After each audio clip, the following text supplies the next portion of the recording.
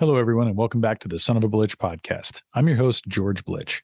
Today, I had the distinct pleasure of sitting down with Mason Huffman to have a wonderful conversation about his journey to becoming the executive chef at Jester King, his work with the new School of Traditional Cookery with Jesse Griffiths, and his love of the outdoors, fishing and hunting and cooking. We had a wonderful conversation. We talked a little bit about culture and the world and where we're at these days, and just had a wonderful conversation. So I hope you guys enjoy and tune in. And if you like what you hear, please subscribe to my channel for future updates. And thanks again for tuning in. Take care. Hey, Mason, how you doing today? Doing well, George. How are you doing? I'm doing fantastic. Look, I know we got a lot to cover. Your role as an executive chef at Jester King, time spent in the Austin Zoo, working with Jesse Griffiths in the new School of Traditional Cookery, being an outdoorsman and everything. But I figured a good time to start with your timeline is how you first gained an appreciation for and love of the outdoors. Who influenced you and got you out there fishing, hiking, hunting, all of that? Why don't you go ahead and just kind of start us off there? Yeah, definitely. I was born and raised in Austin, Texas. Austin kind of has roots in the outdoors. A lot of people here are very into the outdoors, but my parents are probably the ones that really got me into being outdoors the most. My dad is from New Hampshire and West Virginia and spent tons and tons of time outdoors. And that really inspired me to want to spend more time outdoors. We went camping a lot of times as a child, as I was a child, and through my young adult life. And we did like week-long trips, canoeing trips that lasted a week and a half. Some really primitive stuff, and it was just amazing. I mean, as soon as I got away from the hustle and bustle, and you couldn't hear vehicles, I was like, wow, this is really amazing. And that evolved into, what else can I get from this? And every time I learn a new skill, every time I learn about a new animal, like identifying birds, for example, it opens up a new dimension to the outdoors that was there all along and just hadn't paid attention to it until all of a sudden your eyes are open to it.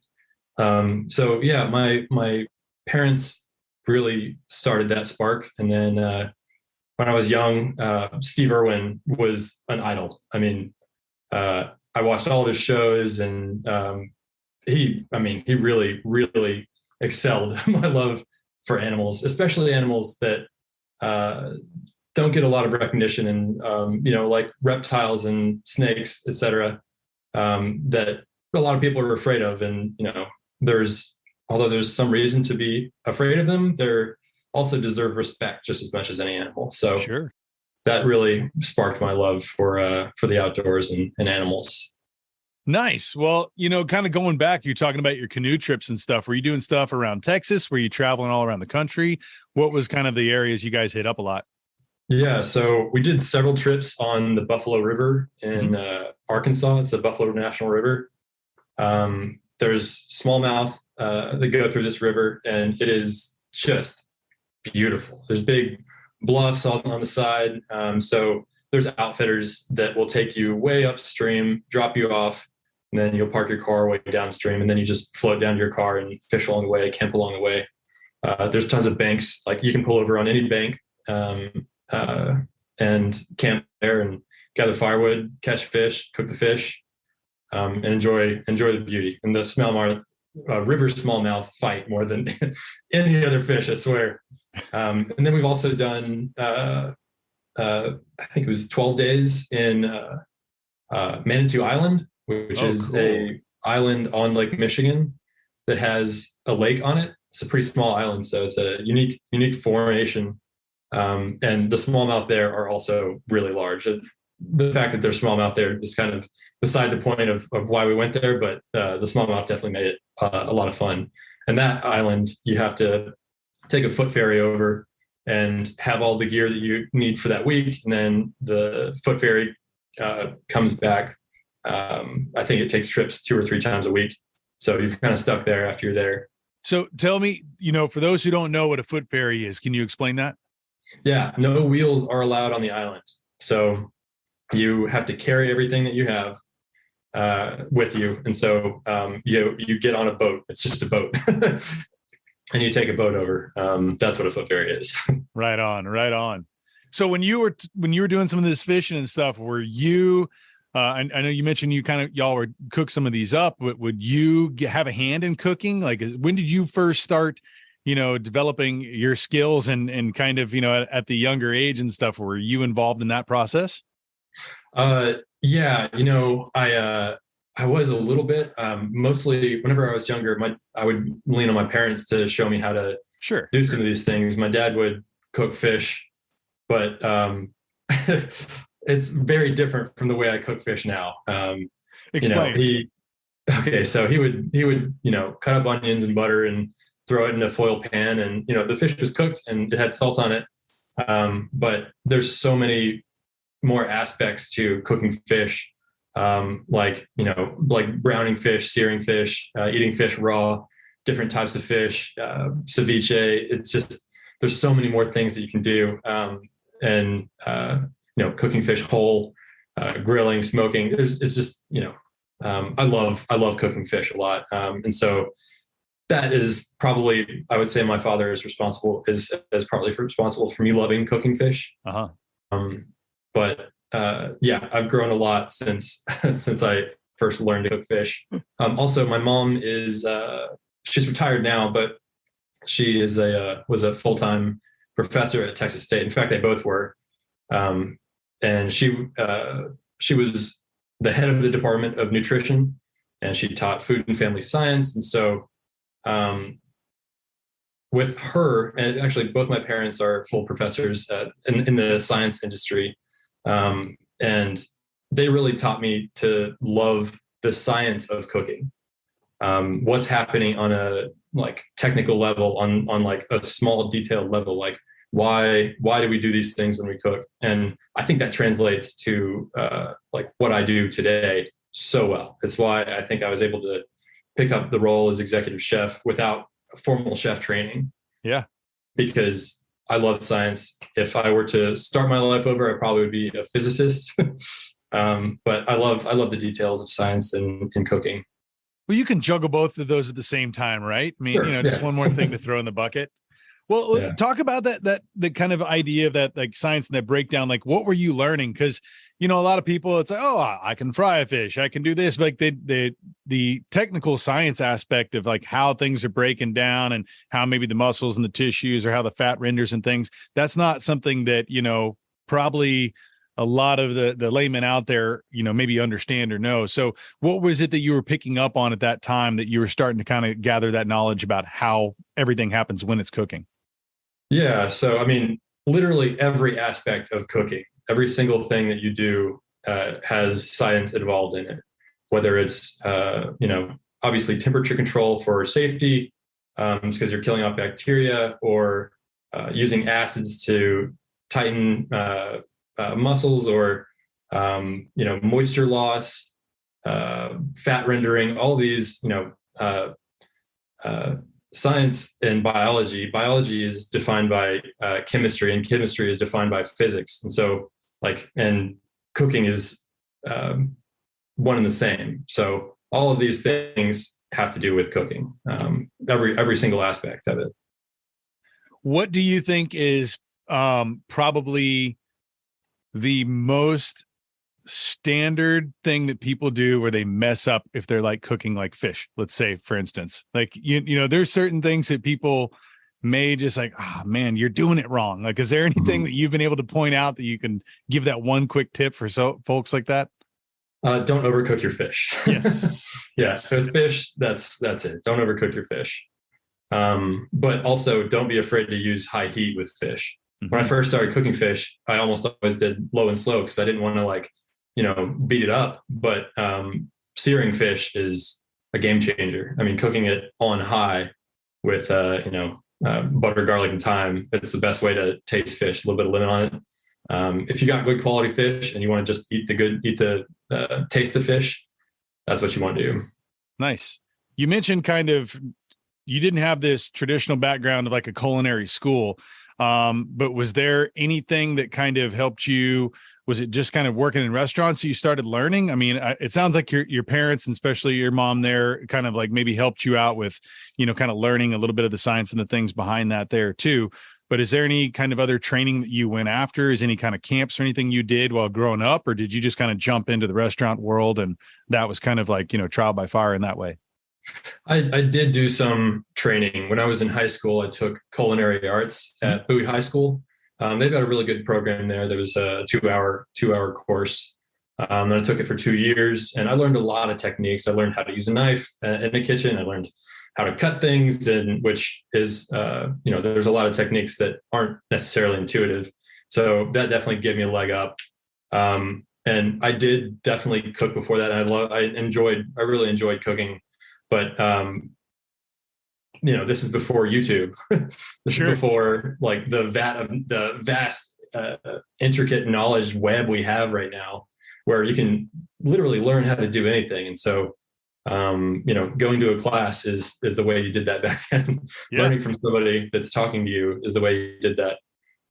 Is the best way to do that anyway. And so, yeah, took in culinary arts in high school. And then I worked at a couple small restaurants here and there, like just for a little bit. And then the other training that I received was on the job, really at Jester King, is where I learned most of how I know what to do today. The chefs that I worked for, the chefs that I worked with, Damien Brockway, who was the executive chef at Jester King before me. I learned a lot from him. I learned a lot from Amanda Turner. And she was really, really great. I mean, like vast knowledge, and she loved to share it. She was easy to ask questions to, and she would just go into, this is why I'm doing this. And she also, we shared the science aspect of like why things are doing what they're doing, why we're doing these things. Those people I learned a ton from, and I'm still learning. Not that I've finished learning. Right. But yeah, they were a good foundation for, your learning principles there. Well, when did you first start at Jester King? Yeah, I started at Jester King at 2014, sorry. Mm-hmm. And I just started as like a college job, basically. And I was going there. I was working at it was actually Stanley's Farmhouse Pizza at the time. Okay. So Stanley's Farmhouse Pizza owned all the 165 acres out there. And then Jester King bought a portion of that for the brewery. And then Stanley's Farmhouse Pizza, which is primarily wood-fired pizza, they were like the restaurant aspect of the property, and Jester King was the beverage aspect. And it was wide open spaces. It's really nice out there. And I fell in love with it. I mean, like I said, I started in 2014 and started working more and more and more. And then as Jester King took over Stanley's, they bought Stanley's out and they bought all the property. They hired me on as sous chef. Right at that same time, I graduated from college, from Texas State, as a wildlife biology degree.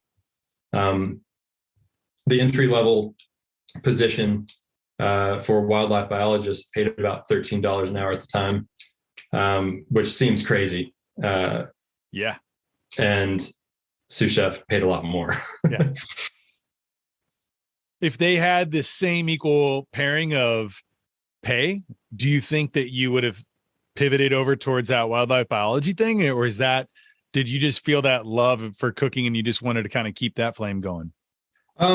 There were a lot of factors that led me to not immediately pursue my wildlife biology degree. When I was going to school for several years, I wanted to be a game warden. Mm-hmm. I was like full throttle, like this is what I'm going to do. And I did a ride along when I was going to college. It was a couple of years. I knew it took a while to get into the school. You usually have to apply several times. Most people do. And then they throw you in West Texas for a couple of years. And so I was ready for it. And the more ride alongs you do, the more likely you were to get the job. And I did my first ride along, and, I knew that game wardens are police officers, but I was hoping that mostly what they did is you know, policing the angler and hunting community and the outdoors. But you know, I've got a massive respect for game wardens because they have to deal with the same things that other cops have to deal with, like throwing drunk people in jail. You know, a lot of times they'll do it on a boat, and that's what their summer job is. Yeah, there's some fishing involved there too, but you know, they're the ones on the water that are pulling, slapping handcuffs on drunk guys and throwing them in jail. Sure. And you know, the idea, like a lot of people in the hunting and fishing world, I hear about it. They don't like game wardens, and you know, there's no reason to not like a game warden. They're there to protect the things that you know, we care dearly about, and you know, you shouldn't be breaking the rules. And if you're not breaking the rules, then what do you really have to worry about? Exactly. So anyway, long story short, I realized that I didn't want to be a game warden. I didn't want to be a police officer. Yeah. So nearing the end of my school, I didn't really know exactly what I wanted to do. And I had an opportunity to work at Jester King. I was already, you know, obviously had my foot in the door, and it worked out really well. You know, I like the team. I like the place. Jester King is a fantastic company. So I've been really happy to work there, even though I haven't pursued my wildlife biology dreams. But at the same time, I'm kind of doing that through working at Jester King. Yeah. Well, and you have some other avenues too, which we'll get to at the new School of Traditional Cookery soon, and kind of, you know, working out and being out in the field and as well. Cause I know when you're at Jester King, you know, you're at that spot, but I mean, it's not like your typical restaurant. You have 165 acres, multiple events going on. I mean, can you just kind of walk us through a little bit about that? Cause I know there's, I mean, massive buildings. You guys have, you said, I think 1,500 to 2,000 people on some weekends. I mean, it's not a small place. It's pretty big. Yeah, no, definitely. During the pandemic, we were starting to open up along with everybody else. We had like 3,500 people on site per week, which is an insane amount of people. I mean, and so we're a volume restaurant. It's really what it breaks down to, is that we have to pump out a lot of food. We have to have a lot of food to be able to feed all these people. And so we're prepping during the week to feed everybody. And we've got the main restaurant, which there's several bars located all around the property. In order to have this many people on site, you have to take their order quickly. You have to get through lines quickly. And with that many people, it gets busy. It can be like a stepped on antpile out there. So there's the restaurant and brewery where we have a pole barn. There's a big field. We have a farm which consists of goats and a hemp field. The hemp field is not operational right now, but we do have some hemp butter left over that we cook with for some items. We have the goats, which we do metal goat yoga. We do other like sunset goat yoga. And then there's also just goat experiences where people can come in and pet the baby goats. We've got a herd of about, I think it's a little over 50 now. We have the event hall where we house weddings and corporate events, pretty much anything that people want to do out there, we're able to do. I actually got married out there. I met my wife at Jester King, and then we ended up getting married out there. So that's so awesome. Yeah, how long have you been married now? 5 years. Oh, congrats, man. That's great. So what was she doing there? How did y'all meet? Or was it just this fate walking across the field and saw each other? She was actually working at Jester King when I was working at Stanley's Pizza. Oh, okay. So, you know, we knew of each other, and then we met, and then we hit it off, and, you know, Jester King bought Stanley's, and, you know, we saw a bit more of each other, but yeah, we hit it off really quickly, and just went on from there. That's awesome, man. That's awesome.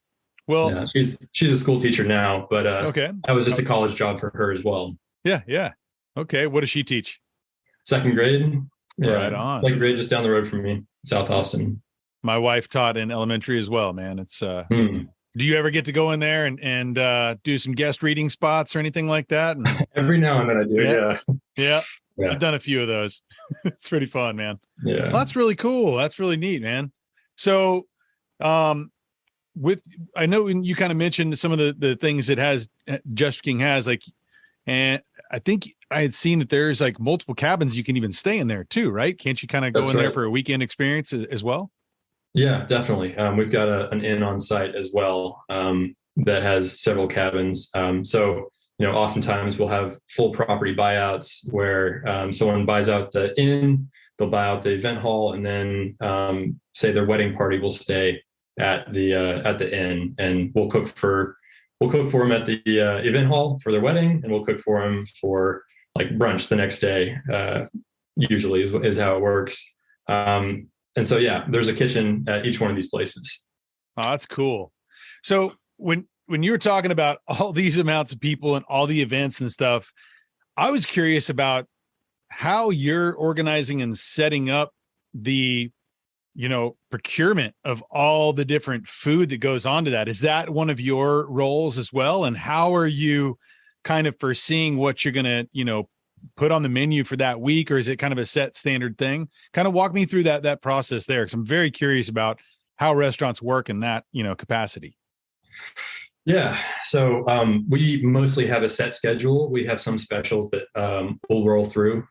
If, we do specials for like special days, say like Mother's Day, we're probably going to do Eggs Benedict with house smoked ham and something like that. And that'll just be like a 1-day special. Most of the time, most of these things are, most of the menu items are set, and then we'll rotate them out seasonally. Yeah. But in terms of like the event hall and the inn, we have several items on a menu for them to select from a set menu, and then we go that route.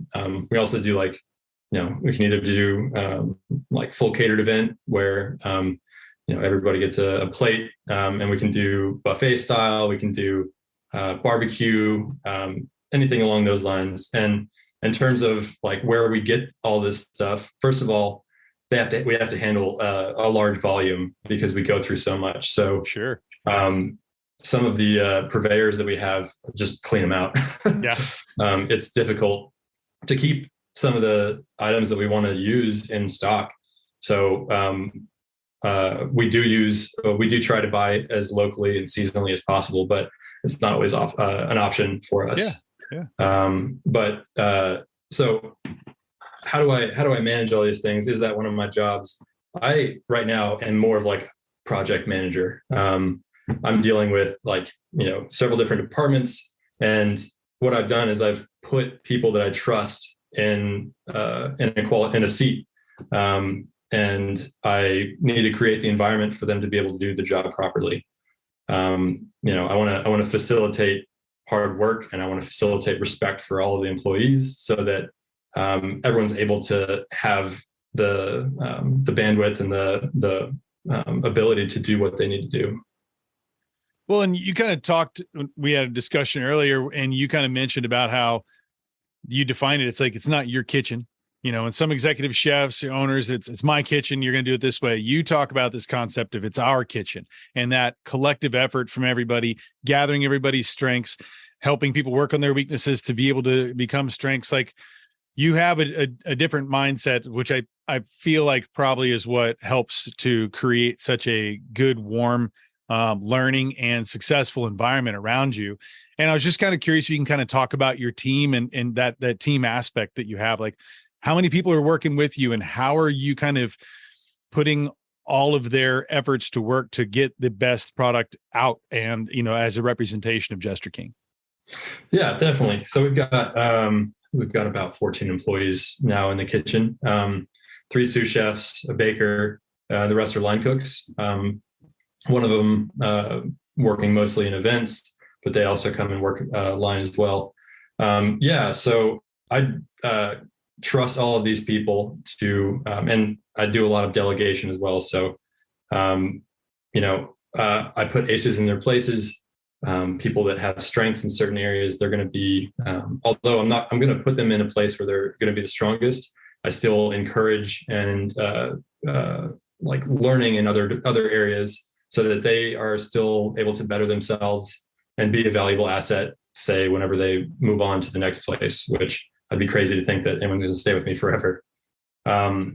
So it's kind of an old school way of thinking for chefs that, it's my kitchen, but they still definitely exist out there a lot, where, it's kind of a French old way of thinking, where people work for a chef. It's like, it's that chef's kitchen. It's not anybody but the chef's kitchen. And if you're creative, you're inspired by that chef.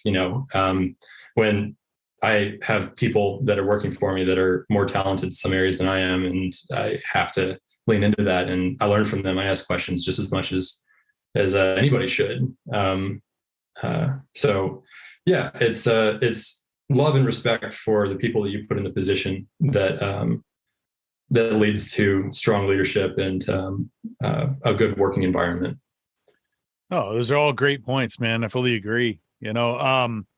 I was kind of curious, just about some other folks that, have been influential. I mean, you mentioned the ones at Jester King there too. And, I guess this is a good time to talk about how you got involved with also working with Jesse Griffiths.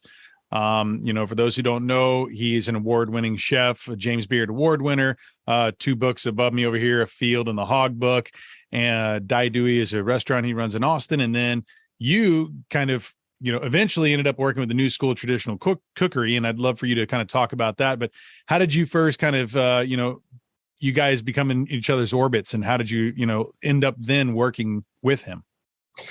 Yeah. I love working for Jesse. Whenever we first met, he was starting a concept, a trailer at Desert Door in Driftwood, Texas. And he was like, there was a chef position open, and a mutual friend of ours, Amanda Turner, who I mentioned earlier, she recommended me for the position. And although I'm extremely happy at Jester King, the opportunity to work with Jesse was really alluring. So at least meet him. So I went in for an interview, and they liked me. They were like, all right, you can meet Jesse next time. I was like, all right. I met him and we hit it off. I had actually, it was during the winter, during hunting season, and I had shot a doe with my bow that morning. So it was a pretty cold, pretty brisk morning. And so, man, it's cold outside. I was like, yeah, it's really cold in the tree stand too. And harvested a buck or a doe, and processed it all. And we started talking about that, and then got into the interview, and was like, yeah, like, you're not really like the best fit for this, because you've already got your thing going at Jester King. This is like more of a more tightened up role, with a little bit less freedom, etc. And so what he really wanted me to do is work with him at New School of Traditional Cookery.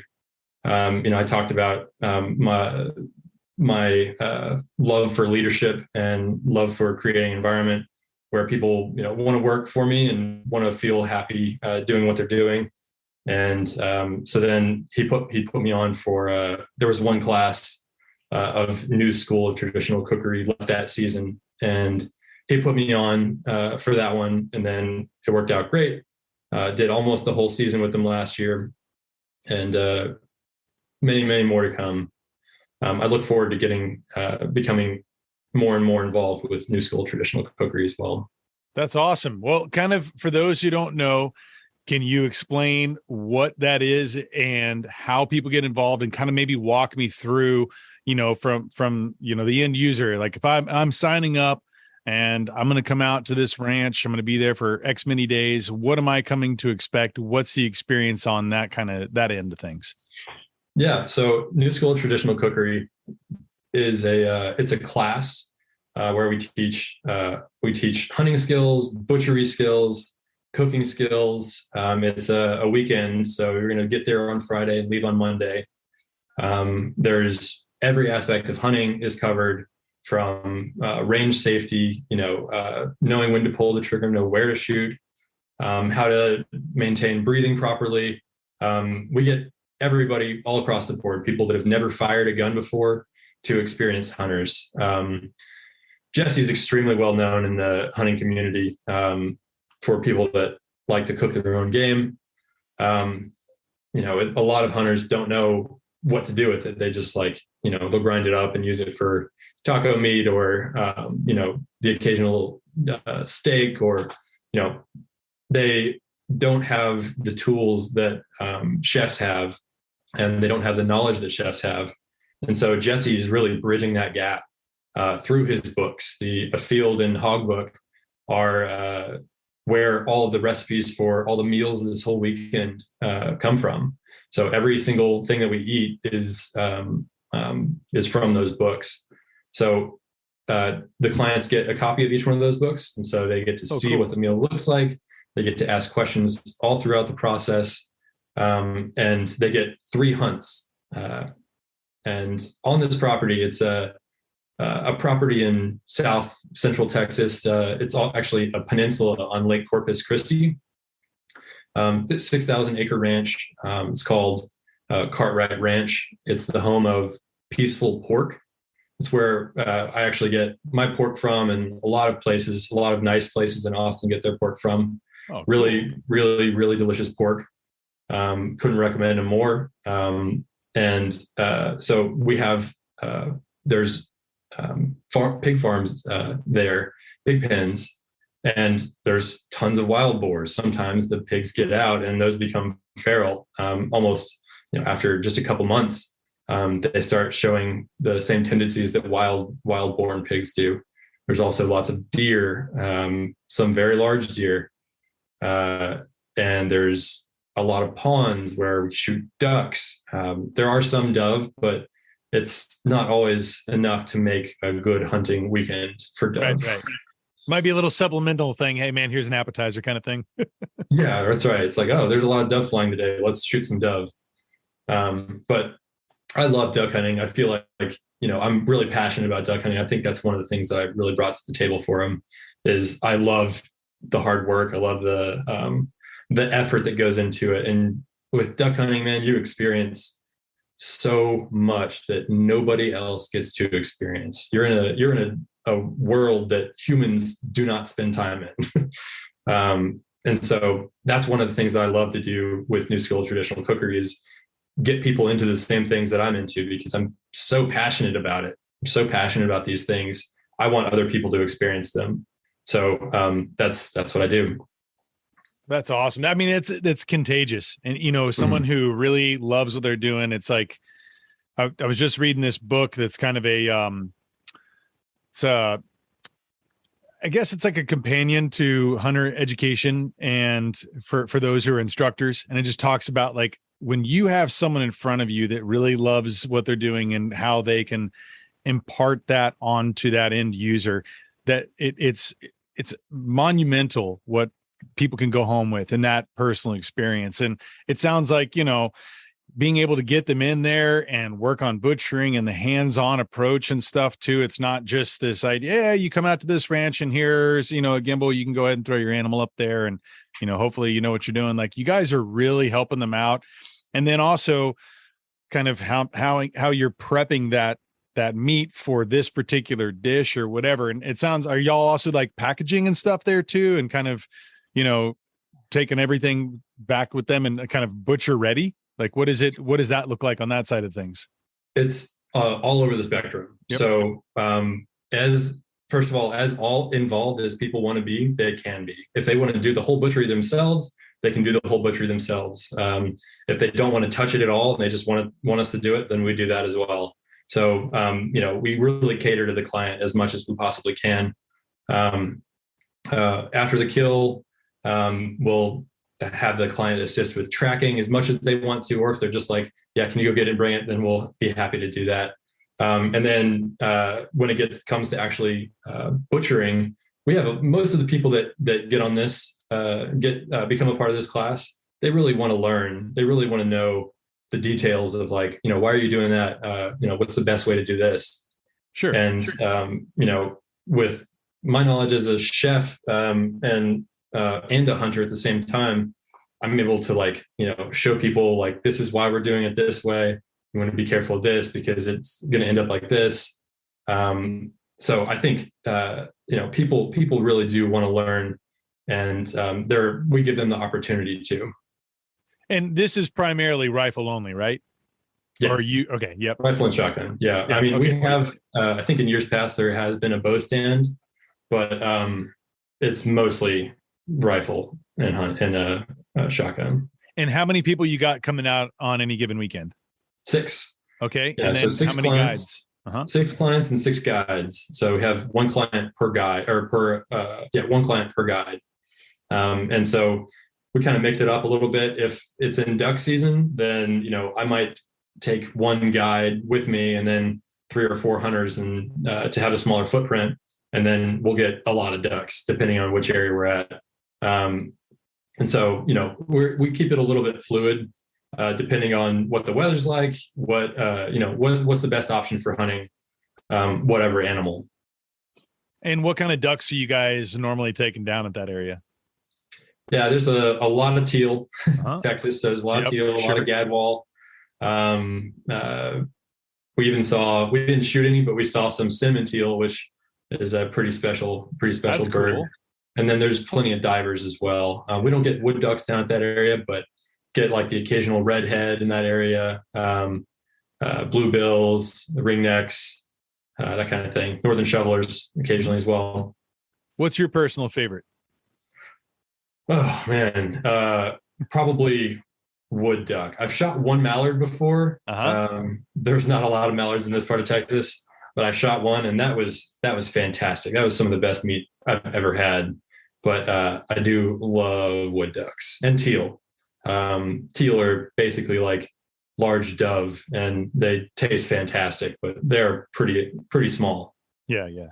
Well, we got a ranch out in our family in Central Texas, and I've seen 1 mating pair of wood ducks. That's it. It's just the 2, like they find their way on this 1 pond, and I can't go ahead and take them out. I'm like, right. They've been there for years. They're like the residents there. I'm hoping they bring all their friends, because I'm not much of a duck hunter. I've had some that I've taken, more just opportunistic. I'd love to get into it a little bit more, but I've always been told they're so tasty. But I see those, and I'm like, they're such a cute couple. I want to just let them be, But bring your friends. So eventually, if the cousins show up, then they're they're going to be taken out. So, do you have a favorite animal that you like to hunt, and also a favorite that you like to cook? Yeah. So whenever I first started hunting, my dad took me hunting when I was 16, and I shot a deer with 30-30, like 110-year-old 30-30. And awesome. Was that in your family history? What was the story on that? Yeah, the gun was my grandfather's. It's a Savage 99. Oh, cool. And it's like 130 now. And he knew G.R. Douglas, who's a famous barrel maker, and he had G.R. Douglas put a barrel on that rifle, lever action 30-30, and converted it from 300 Savage to 30-30 Winchester. Oh, wow. It's a fantastic gun. I love it. I'm going to need to get a picture of that. We're going to have to throw that in there so people can see. That's an awesome, yes, so much history with that rifle in and of itself. You doing open sights, or you got a scope on it now? Well, whenever I shot that deer, it had, a very, very old scope on it that you can barely see through now. The long, yeah, we're long and about that big. But the iron sights on it are absolutely killer. It's really easy to hit the bullseye up to 100 yards with iron sights. So that's what I would primarily use. I haven't used it in a while, so I've got some little more modern things that I use. Sure. Yeah. So, okay, going back to that experience though. So your first year, and you said you're how old? 9? I was 16. 16 a minute. Sorry. Yes. Yeah, I was 16. And, my hunting stayed a little bit dormant after that. When I was working at the Austin Zoo, I actually took apart my second animal there. So that deer was the first one. And then I was a zookeeper at the Austin Zoo for about 6 years. And we had a rancher down the road call us and say, hey, one of my cows broke its leg and I had to put it down. Do you want it? And we were like, does anyone know how to take apart an animal? I was like, yeah, I kind of do. So a 1,500 pound cow was the second animal that I took apart, and it took almost all day. And we fed it to the lions, tigers, and bears, and cougars and jaguars, and some of the smaller primates or carnivores as well. Wow, that's quite a huge difference than, I mean, it's like something that's like 10 times the size of the deer you probably got. Yeah, I mean, and knowing what I know now, I wish I had that opportunity again because I would have done a much better job of it. But I mean, it was for animals, so what do they really care? How does this cow come to you? And how is it that you like lay this out? Do they have like, I mean, I'm sure there's a lot of different things on site at a zoo, but is there a facility that's set up for that? What does that look like? I'm just so curious. No, we have a walk-in that we were able to keep big chunks of meat in, but I basically just did it on the ground. Mm-hmm. Food safety isn't necessarily a concern. I didn't want it to rot, but Right. so they brought it on a flatbed trailer and then took it off the trailer, and I just did it in a field and took it over one chunk at a time. You work on one side, just like working on a field dressing, like no gambrel and no hanging. You Right. do work on one side and then flip it over and work on the other side. Yeah. Yeah. All right. We'll continue with your story then about that. Yeah. So took apart the cow. That was the second animal that I took apart. And then a few years later, a friend took me dove hunting, and dove hunting is like the gateway into hunting. It's really fun. There's a lot of action. It's a social hunt, and dove tastes delicious. So I started doing that. I went out a couple times with him, and I was hooked, man. I went full throttle into learning about all other types of hunting. So I did several dove hunts, and then I went into did some more deer hunting with a rifle. And then when I started working at Jester King, I had the opportunity to actually hunt on site. And so I learned to bow hunt because we can't use a rifle on site. So sure. I'll actually hunt on Jester King property on the 165 acres that we've got there.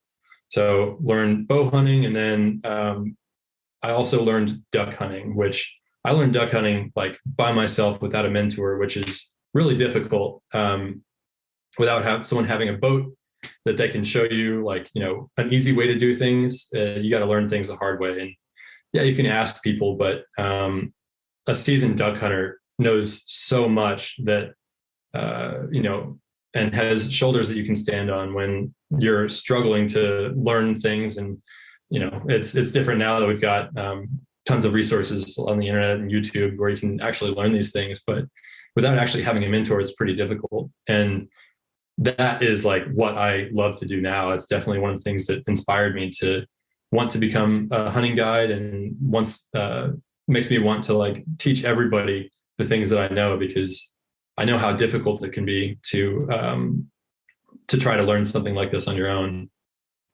Yeah, no, it is, man. I mean, I sometimes take it for granted because I just kind of grew up in it. I mean, it was my uncle taught me how to hunt. I mean, I remember going out as like 4 or 5 years old and kind of being in the stand. And then I think I was like probably 9 years old, started kind of going hunting with them. And I think I got my first deer at I think I was 11, but it was just, I was always around it. I saw the butchering. Of course, like when I was a kid, I'd start to do something. They're like, give me that. You're taking too long, and it's like, now I kind of wish I had a little more time to struggle, because it's like that's how you learn things. Remember the first time no one was there, I shot a deer and had my knee was in a brace. I had a soccer injury, and I was like, I couldn't get the deer up into the back. It was a mess, just trying to figure all these things out on my own. I'm like, oh, it sure does help having someone else around to give you the hand. But then I just kind of was like, okay, I got to remember what it was. And it wasn't, I wasn't looking up YouTube in there. But it was like having that experience on your own, much like I'm sure hunting ducks and such, and anything else that you do on your own, you do acquire a lot of knowledge from, sometimes making the mistakes. And, I think that's sometimes the best way. I've taught some of my friends how to, butcher, and then all of a sudden they'll look at me, what do you do? You give it a shot. I'll point it out if something goes terribly wrong. But other than that, sometimes you just kind of got to get in there and figure things out on your own, and work your way around and feel the animal, where the bones are, whatever it may be. So, but man, yeah, having a mentor and someone to walk you through is, it's amazing and very important. And that kind of was, when you were mentioning that, it kind of made me kind of think about when you and I just first met. a couple months ago, when they're filming the TV show Non-Typical Outdoorsman TV at the Why Not Ranch. It's a collection of Outdoor Stewards Conservation Foundation, Texas Parks and Wildlife. My company, Map My Ranch, made some maps for the hunt, and I was also a mentor there, and it was about getting first-time people who kind of worked in the industry involved in going out and hunting and learning about kind of getting in there and being in the stand and then, butchering and such. And just being involved in that and seeing, first time hunters, and you see it, through, New School of Traditional Cookery and, maybe taking some friends out there too. But I hadn't really turned on a lot of new hunters recently. And so it's kind of a cool thing to be involved with once again.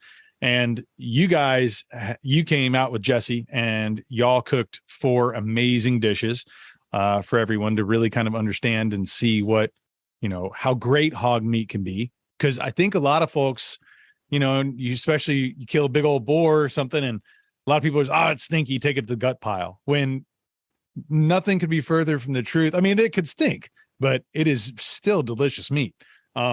So what was like that experience for you? And do you have a lot of, times where you and Jesse kind of go out and do that kind of thing? Or is that more kind of the new school, that you're kind of doing in that format where you're coming out together and doing those types of things? Yeah, that's mostly what we do. We'll do that sort of thing when in this type of scenario. Yeah, I remember watching that video, and I think what stuck out to me the most was one of the guys that was there seeing it for the first, going hunting for the first time. He was like, yeah, I'm from Austin, Texas. I've never seen a sunrise in the woods.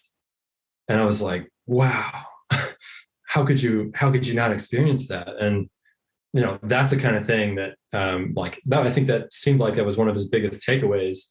And that's exactly what I want people to experience. I mean,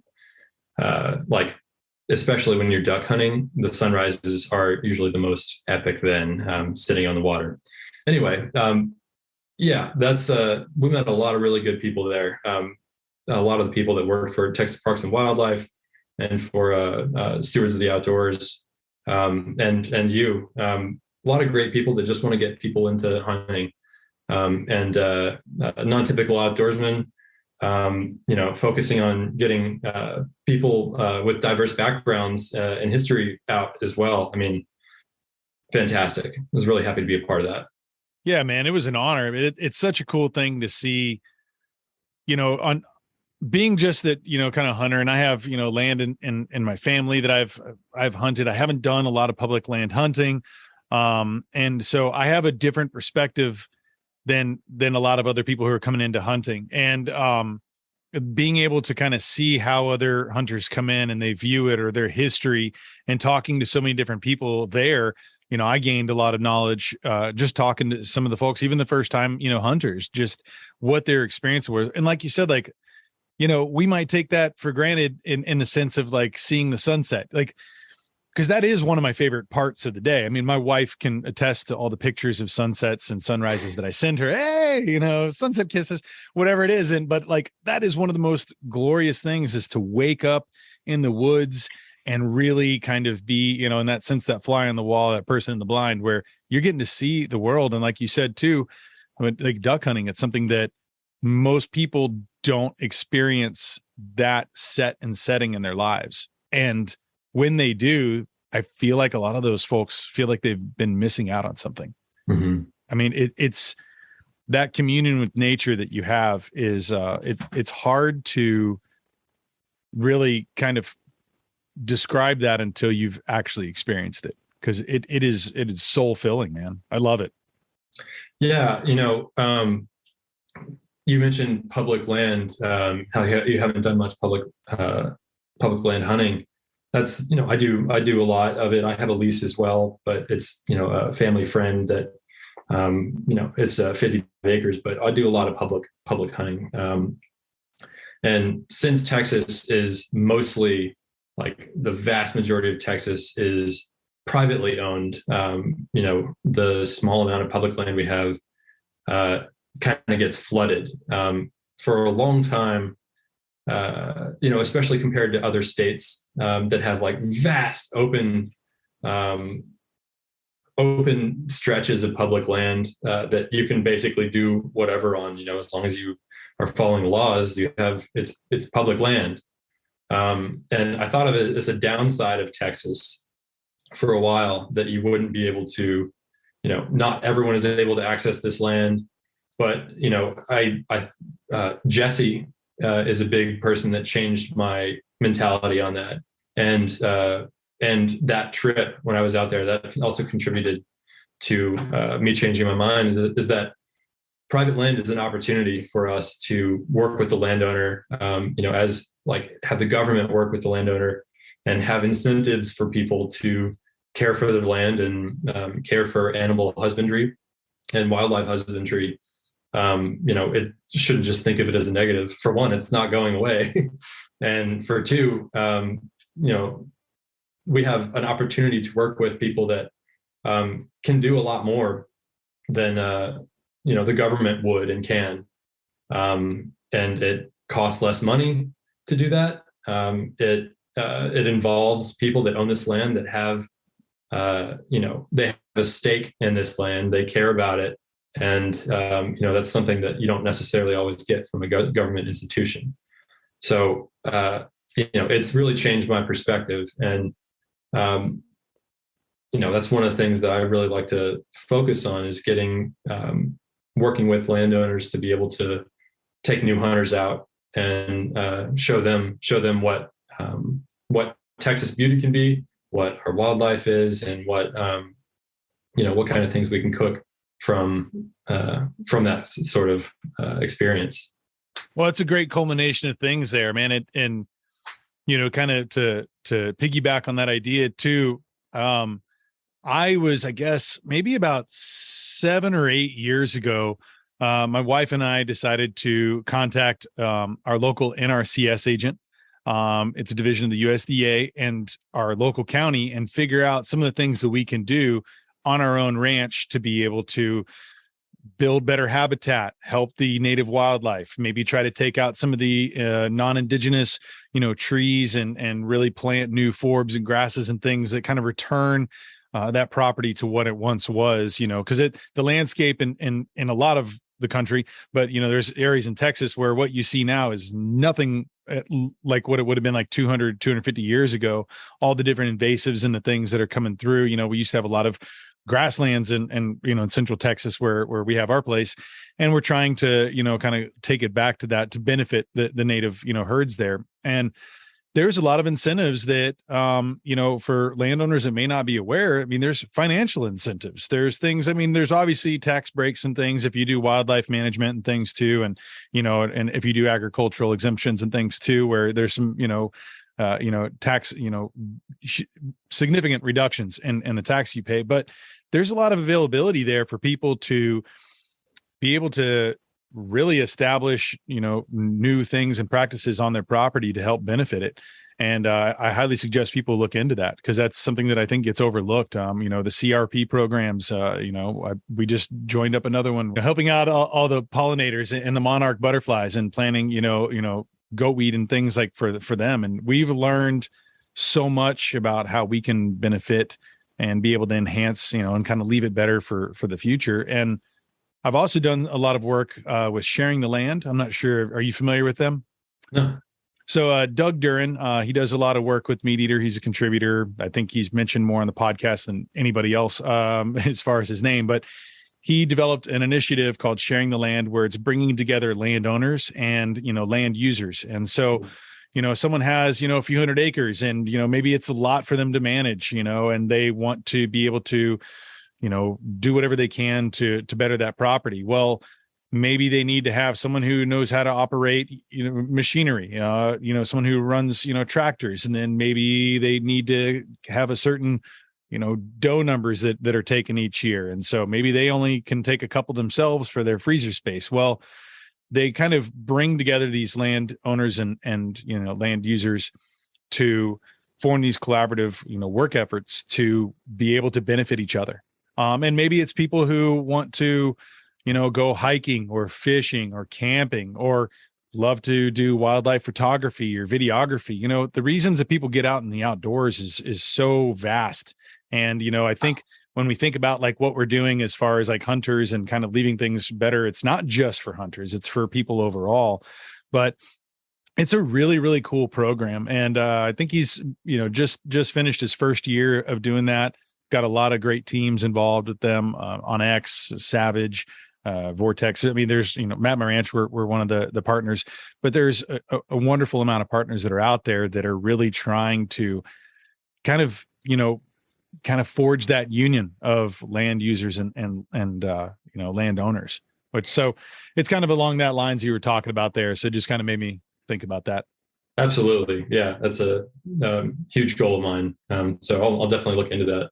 Yeah, man. Well, they're always looking for people to be involved. I think, that you might be a good person in that avenue too, because you bring out something else too in there as far as, being able to, really teach and educate people on, the cooking side of things too. Getting back into the idea of cooking, I wanted to know, I kind of stopped you short there, kind of went on one of my many different, side angles there as far as what you love to hunt and cook the most. Like what, if you are making a dish for, your friends, a special occasion, if you had everything at your disposal, what would you be making for them? What would your meal be? I love to cook fish. Fish is probably my favorite thing to cook. I love catching fish, caring for it. Especially saltwater fish.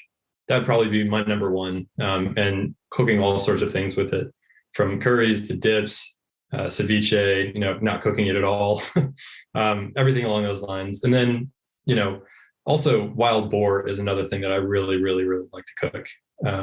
Especially people have this mentality that wild boar doesn't taste good or it's really gamey, when in fact, wild boar is one of the best meats like ever. It is fantastic.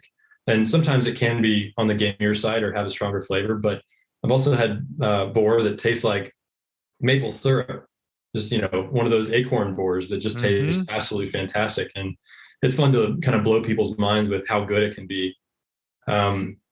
So yeah, all sorts of game. I have my freezers full of venison and hog and tons of fish. I also like cooking dove and duck. I just shot an axis a couple days ago that I'm going to be, I'm excited to see how I can prepare that. Probably eat some of it raw and cook it all sorts of different ways. What parts are you eating raw? Because I know my friends and I, we've done backstrap and heart. Is there anything else besides that you're rocking out raw? Yeah, I mean, like the tenderloin is really good too. There's not really much fat on it. Although this one was pretty fat. There's not much intramuscular fat. So, and it's such a tender animal that, all those are really good places to harvest from for tartare. Well, this was your first access too, right? That's right. Yeah. That's awesome. It was fun, man. It was the last day of turkey hunting. And it was on a good friend of mine's ranch. And it was like the last 10 minutes. We didn't get any turkeys. We saw a lot of them and heard a lot of them, but it's pretty late in the season. And I think they all got too beat up and they didn't want to come try to fight my Jake decoy. And so just couldn't get them in. Tried really hard. And then last 10 minutes of daylight on the last day, my buddy was like jokingly playing his axis call, and 40 axis walked around the corner, and we're looking at like where this call was coming from. I'd never seen a call of any sort work that well before. There were 3 or 4 bucks, and the rest were does. And I had my sights on one in velvet, and I said we were turkey hunting. I also brought a rifle with me because I knew there were axis on the property. But just in case, right? Just in case, yeah. It's a bit more to carry, but it was definitely worth it.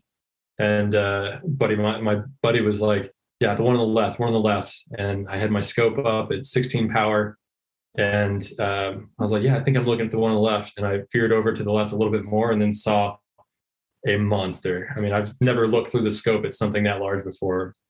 231 pounds and large antlers, just enormous, and dropped it where it stood. That Nice, is clean so kill. awesome. Yeah, Wow. it was 231 amazing. pounds, man. That's a massive animal. It was big. Yeah. Yeah. So what do you have? Have you already cooked anything off of it, or what's the No, I first meal you haven't. got planned?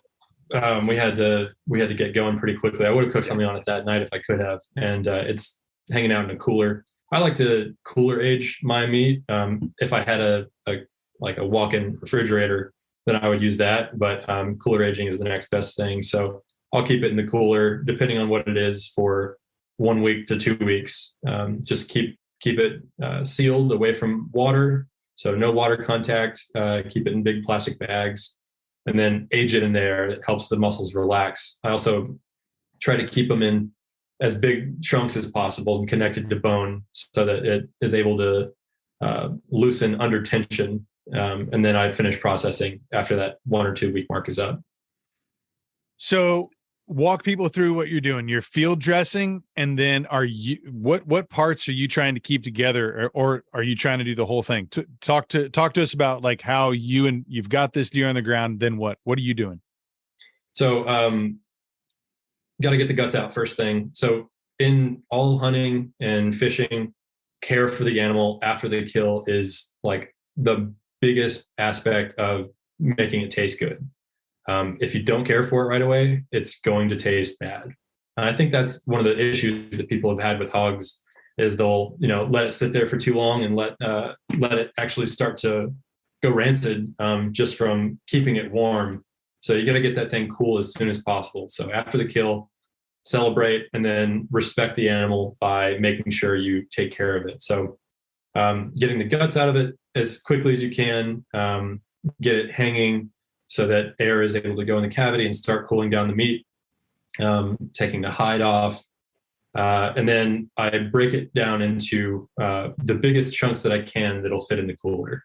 So if I had a cooler that was big enough to put the whole thing in there and wrap it up to where it didn't have water contact, then that's what I would do. But this axis, for example, is so large, there's not a cooler alive that would that would fit it. So I took the hind quarters off. I kept the hams attached to the pelvis, broke it right there. And then the next section was the saddle. So from the collarbone to just above the hips, that's one more section. And then I took the neck off. The biggest neck I've ever seen on an animal before. It was absolutely massive. And so keep it contained in all of those, and then take whatever organs you want, take the mesentery lining, take the heart, liver, and save all of those things. It's my first axis, and it was a big buck, so I'm actually gonna mount it. This will be my first mount. Nice. So pretty excited about that. That's cool. What taxidermist you going to? It's Professional Taxidermy Studio in North Austin, or in Cedar Park. Nice. Yeah. So you just mentioned a term too, and I'm going to butcher it. The what lining? What was it? Mesentery lining. Is that the coal fat, or is this a different?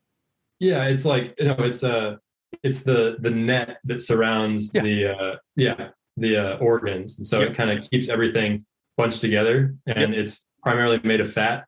Yeah, and so I took it. I hadn't seen axis fat before.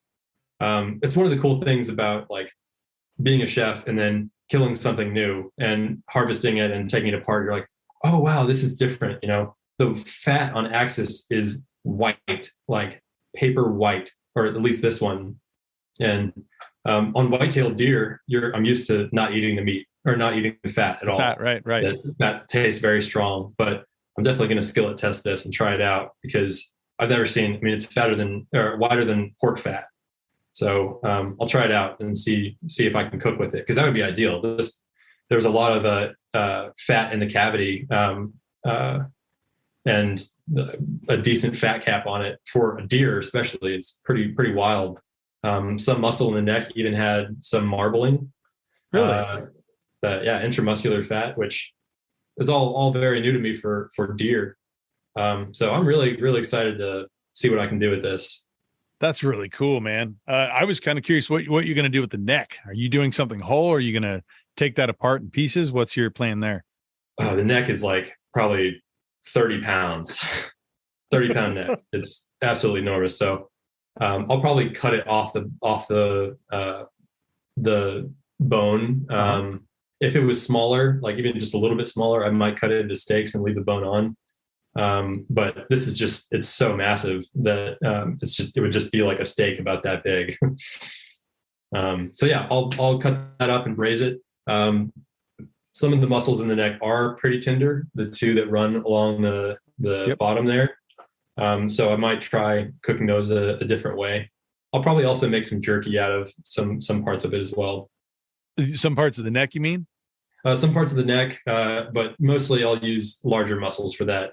There can be a lot of connective tissue in the neck, but right. There are some muscles in there that are large enough to use for jerky.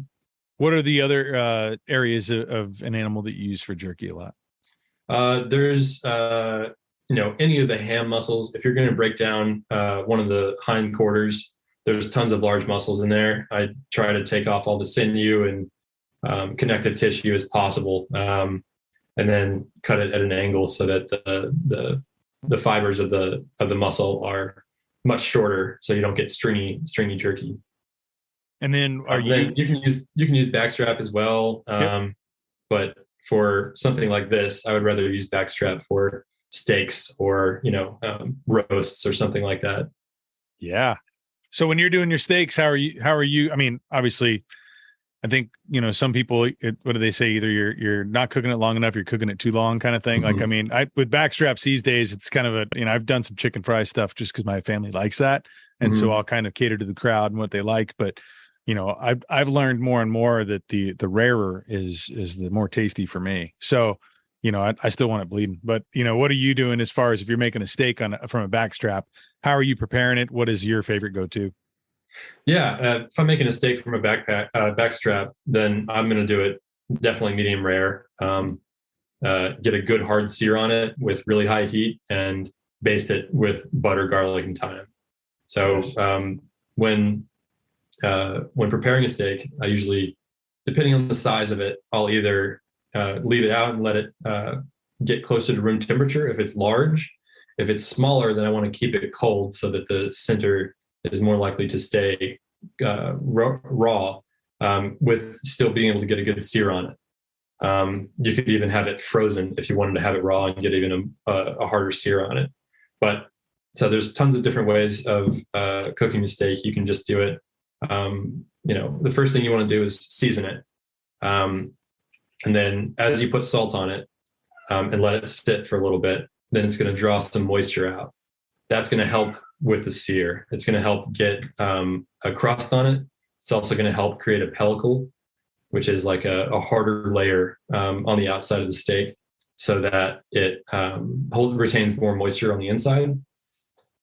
So from there, don't wipe off the salt. If you put a lot on, then you can take some of that off. Don't wipe off the moisture. Leave that on for searing.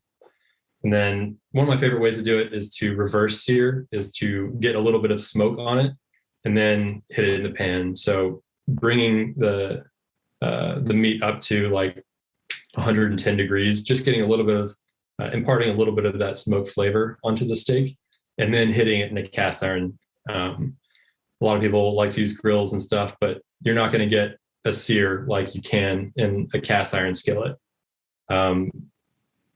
So starting with a neutral oil, put the oil in, get it where there's wisps of smoke, get it that hot, and then put the steak down, flip it over. After about, you can put a time on it, on when to flip it over, but it's better to just go by looking at it until it's not sticking and it gets a good sear on it. Flip the steak over, and then start to get a good sear on it. Once you're getting close to being done, throw some butter, thyme, and garlic in a pan, and more butter than you would think that you'd want to eat, and then start to baste the steak. So you continue to cook the steak by pouring that thyme and garlic flavored butter all over the steak. It's the best way to have steak. I'm so hungry right now. This sounds delicious. So when you mentioned kind of working on getting your smoke in, are you doing wood fire smoke? Are you have a Traeger or something set up? Like, what is it that you are doing when we're doing the majority of your, kind of, smoking.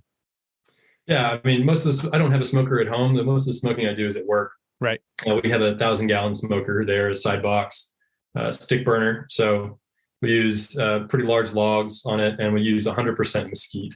Okay. I love the flavor of mesquite. It has a resin in it that kind of imparts a little bit of a sweet flavor to it. And it also burns really, really well. Using the wood-fired ovens that we have for our pizza at Jester King, I've learned so much about fire and fire maintenance, and that's all cooking really is, with smoking and with pizza cooking or cooking with live fire, is maintaining your fire. Sorry, what was the question? Oh no, I'm just kind of curious about, like, whenever you were saying like you were putting some smoke on your steaks, like I was just curious what you had at your house too, because I definitely want to learn more about what, your wood fire stuff that you're doing over at Jester King. But I was just curious about, like, what kind of tools of the trade you have at your house and at your disposal. Yeah. So at home, I cook in. I have a grill outside that I use. I have a propane grill. I also have a charcoal grill. I'm also working on building a fire pit for live fire cooking, using the end of a propane tank as the bowl, and then putting a grate on the side that you can kind of swing off to the side and put stuff on, and then bring it back over and adjust the height and that kind of thing. Yeah, that's cool. I do love cooking with live fire. My wife and I moved into this house not too long ago, and so we're still working up all of our all the things we want to do. Sure. No, that list never stops, man. It's we're 5 years into our place, and it's like, okay, what are we going to do next? Yeah. But no, that's a big part of it for you, I'm sure, is kind of getting everything set up how you want it. Are you welding and doing all this yourself? Is that a skill set you have as well? Yeah, it is. Yeah, I try to, with all things, I try to do it myself first, and then if I can't do it, then I'll, ask for help. Yeah, exactly. But yeah, I bought a welder several years ago and learned to use it. It's just a flux core, but I can put two pieces of metal together. It'll get the job done. That's right. Are there any other hobbies that you have that, aren't on your typical, maybe chef and hunting resume? Let's see.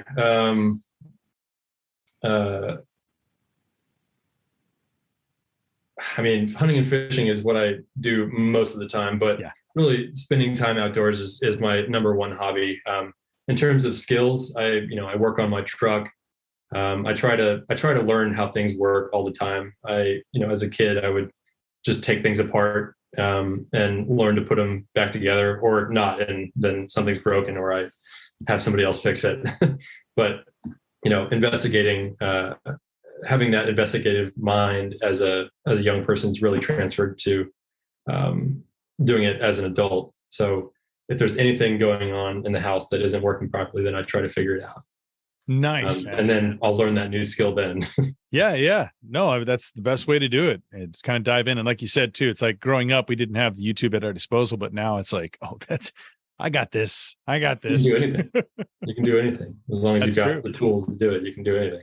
As far as, let's say, someone who really is wanting to get involved and, work their way into a kitchen, they maybe are an aspiring chef or cook, and they want to kind of take it to the next level. I wanted to know what maybe words of wisdom that you might have, and, suggestions for someone who kind of wants to get into that industry and kind of pursue their passions to that next degree. What is it that you would impart from your experience onto them? Yeah. I do think I have some wisdom for that. I mean, for one, there's a lot of ego in kitchens. Strip that off of yourself. You're better than nobody. Nobody's better than you.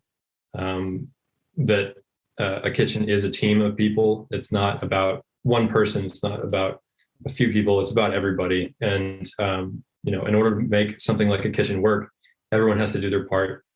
Love and respect each other. Learn from other people. Don't think that the only way to do something. That took me a while to figure out. I was like, I care about the way I do something so much that I would get set in my ways. And you really have to learn that someone is going to know how to do something better than you. Like, no matter what it is, there's always going to be someone that's more knowledgeable about something. Also, ask questions. Don't be afraid to ask questions for fear of appearing ignorant. It doesn't appear ignorant. It shows that you're interested in learning, and that you want to better yourself and your knowledge base.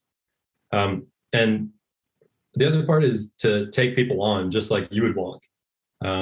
Share the knowledge that you have with others. The idea that you're valuable because of the knowledge that you retain is false. It's more, you're valuable because the information you share.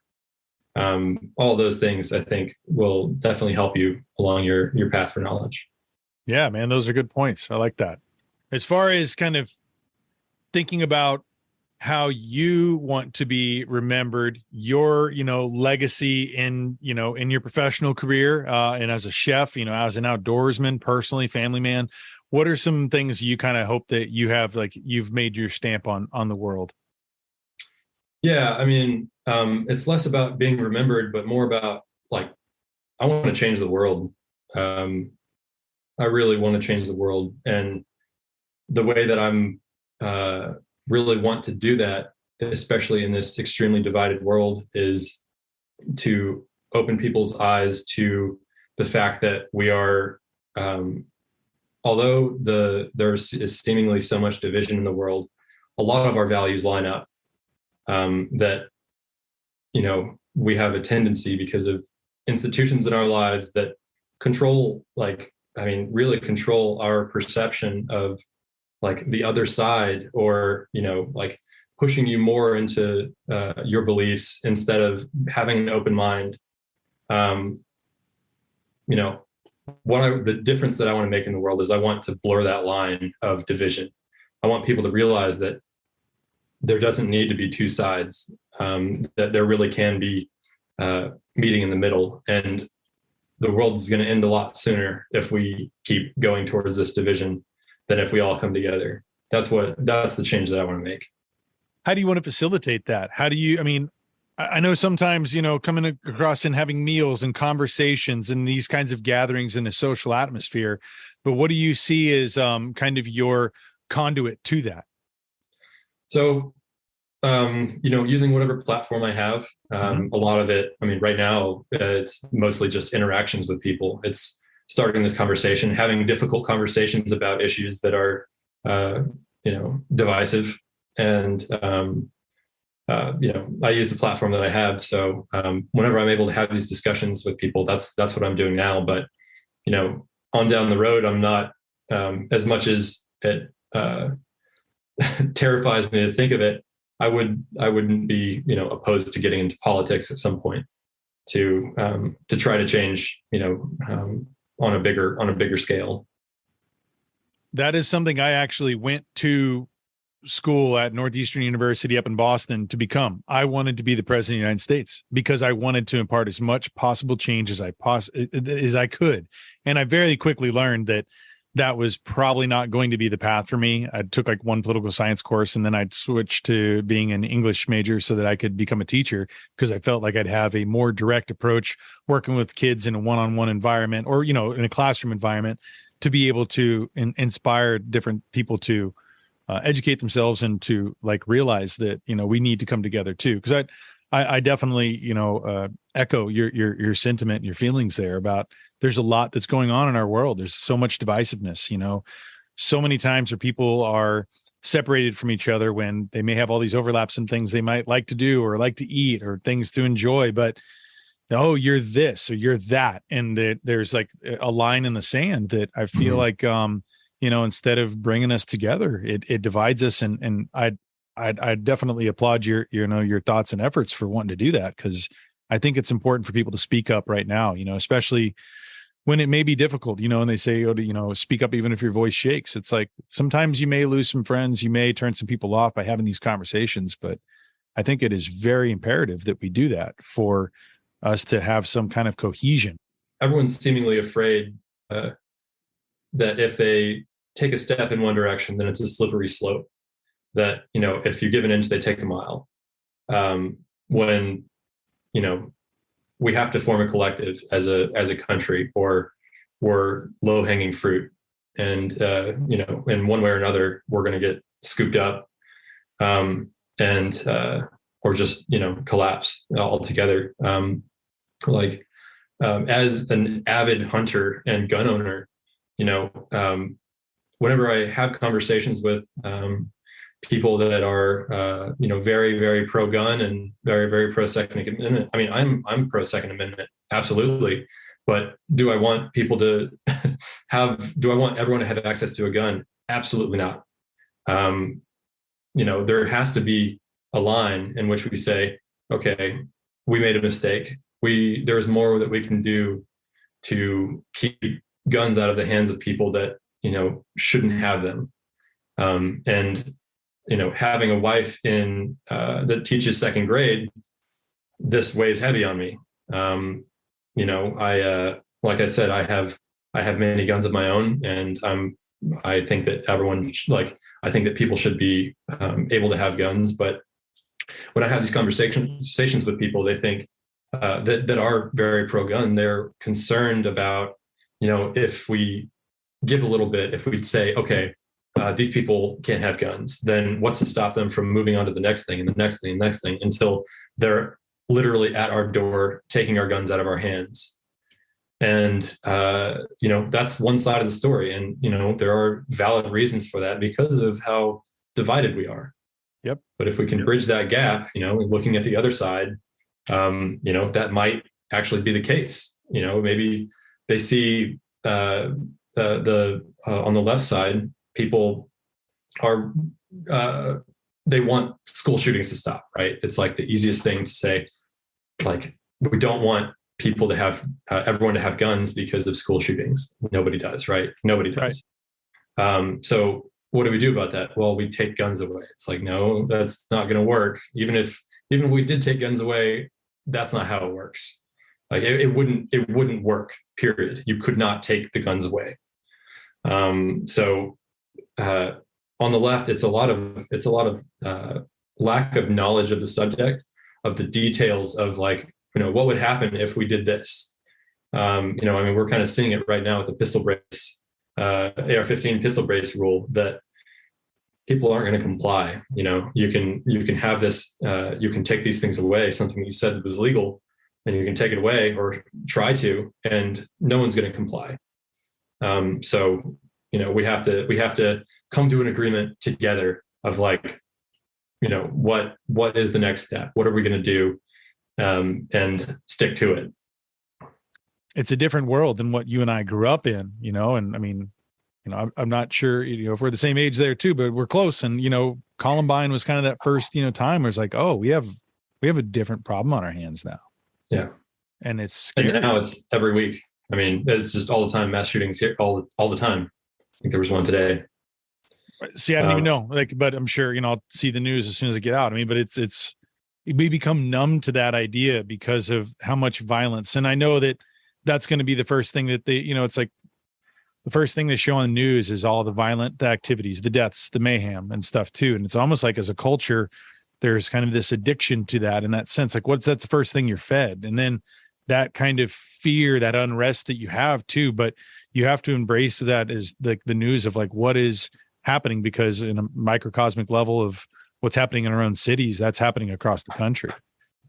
And I think it's very important, man, that we have those conversations. It's difficult. A lot of people don't want to talk about this.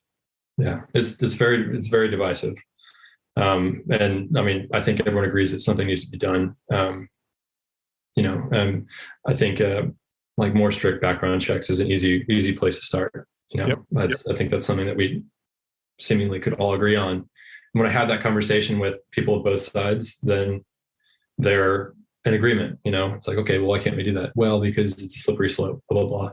So I just, if we keep to our sides, if the left keeps to the left and the right keeps to the right, and we just get more concentrated over there, then there's this like ball of energy building up, and it's going to eventually go to one side or the other, depending on, who's in charge at the time or whatever. Right. And that ball of energy is going to explode and no one's going to have a good time.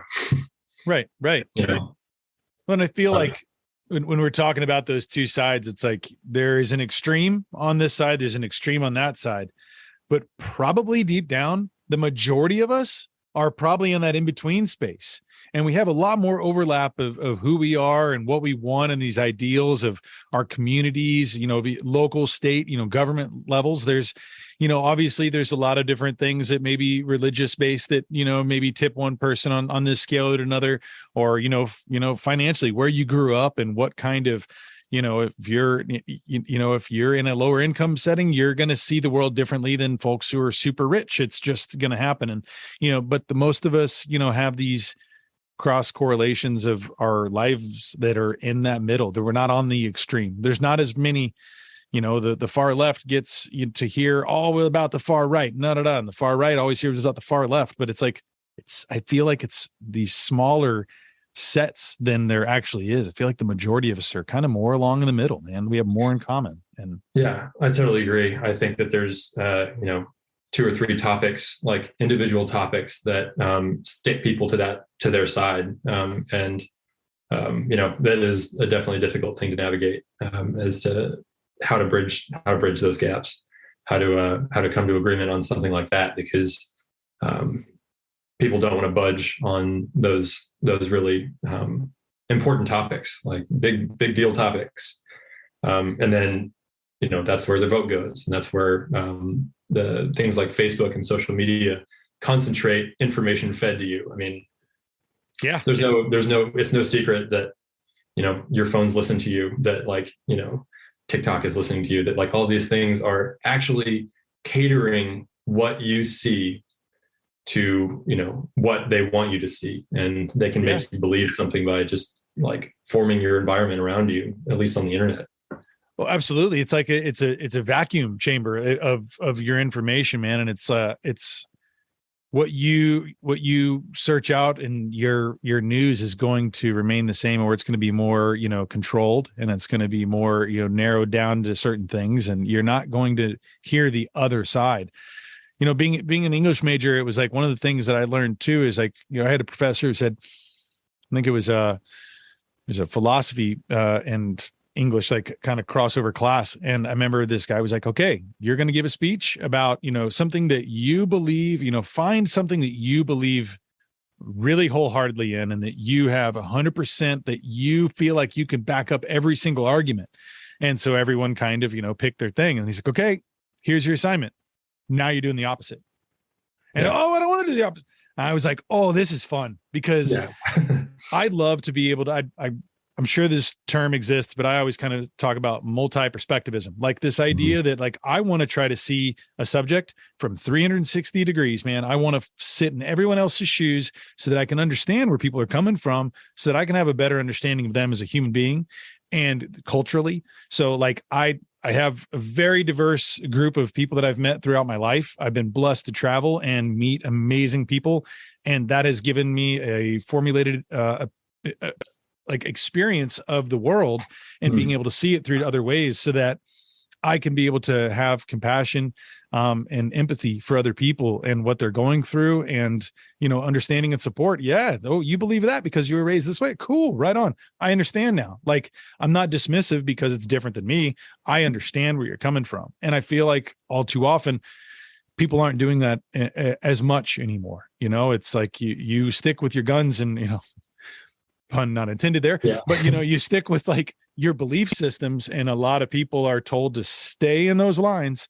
Don't go over here and learn about that. Where I feel like the most important thing is study the things that are outside of yourself and your own belief system, so that you can become more educated about it. But that's a hard ask sometimes for people.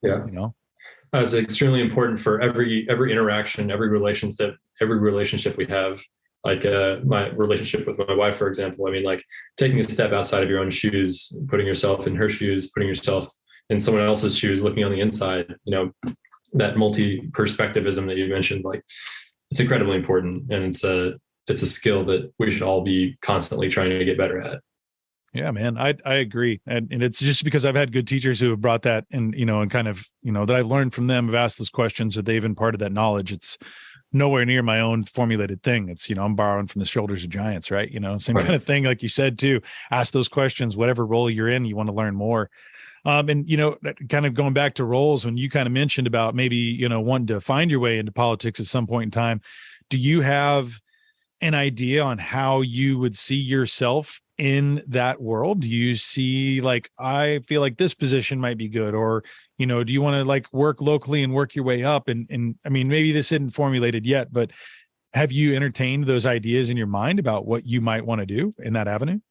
No, I'm not exactly sure, but what I'm leaning towards is probably starting locally and working my way around, kind of working every angle that I can, and learn as much about the process as I can, and like where I can make the most difference. Yeah. Yeah. No, that's great, man. Well, I mean, I think you'd be doing a great job in whatever you end up going after. I mean, I see you as your professional life, and, obviously what you're doing, and, culturally, and helping people, and, being, leading a team that you do, or leading with a team, maybe would probably be a better way to say it. Cause you're, like you said too, you're not trying to control that environment. You're very open with it, but, being a part of that kind of community aspect, whether it's in the kitchen, whether you're out there, at the ranch there, and you're working with other people, and, I know that you do that very well. So I could see a cool future, and, even if it's just a side thing that you're doing too, and a school board or whatever it is that's kind of locally to make a difference, man. I think that's a great thing to want to do. Yeah. It's daunting, and, exciting and not exciting at the same time. Sure. No, I get that as well, man. I get that as well. Yeah. But it'd probably be further down the road quite a bit. So yeah. Well, what are some other things that you kind of see yourself that you want to do in your near future, as far as maybe some hunts you want to go on, places you want to travel? What are some things that are on your bucket list that you're looking to knock out? Since you just did your access and you kind of got that one checked off, is there some other things on your short list that you have? Oh yeah, I've always wanted to get Audad. I love turkey hunting, and I have a friend with one property that has a lot of turkeys on it, but I always want to get turkeys. They're a blast, and I'd love to travel to get turkeys. And I still I bow hunt, so traveling to other states and getting whitetail or mule deer or elk, all that is very attractive to me. But I also love to travel just to experience other places, and not always just to hunt. So I would love to spend some time in South America. Mm-hmm. Go to Costa Rica, go to even going to like the Amazon and experiencing that level of like wild, to be inspired and to like see another ecosystem that is very similar in some ways, but also like completely different. It's one of my favorite things to do when my wife and I travel, is to either have a portion of our trip be camping, or spend several days outside. Even if we go to a city, then we'll spend time in the outdoors. It helps you get much more of a feel of the place that you're at, this different part of the world that we live. Well, tell everyone where they can find you and they can follow along. And, if you want to kind of plug the projects you've been a part of, and where, people can go and learn more about those as well, please. Of course. Yeah. You can find me at, you can email me at huffman.mason@gmail.com. My Instagram is a Mason Outdoors. I work at Jester King Brewery on the southwest side of Austin, off of Fitzhugh Road. And yeah, that's my thing. Nice. And then for folks who may want to go and do some hunting with you, and maybe even Jesse there, how do they go ahead and get involved in that? Yeah, go to daidue.com. It's DAIDUE.com. And that's where New School of Traditional Cookery has its explanation, and you can learn a lot more about all that stuff there. Good deal. Well, hey, Mason, thank you so much for joining me today. I've really enjoyed our conversation, learned a lot, and I hope that, all the listeners enjoy this too. I think they will. And definitely have to have you back on again sometime. So thanks again for joining us, man. Thanks so much, George. Appreciate you having me. Cheers, man. Take care. Have a good day. Cheers. You too. Bye. Bye-bye. you.